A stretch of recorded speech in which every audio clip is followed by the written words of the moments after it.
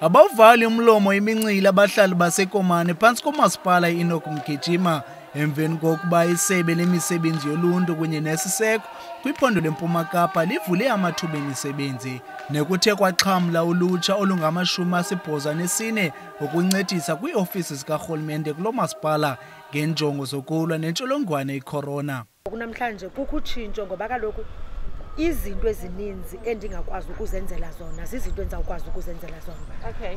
Ngaphandle kokuba kufuneka ndiye ebantwini ndiqale ndiyogoba kuqala ebantwini into yobana ndicela undincedise apha, ndicela uthi apha kuqala.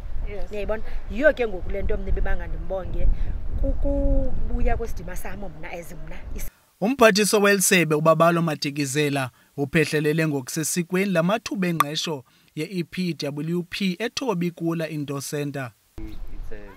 It's a program that we really focused on making sure that young people play a role in assisting in keeping the curve in this pandemic. So yeah, that's how we try to scramble for something for young people to do.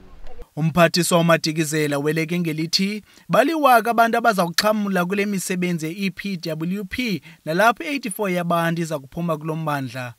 Kwindaba zeTaxi Image ndingudala Inceba.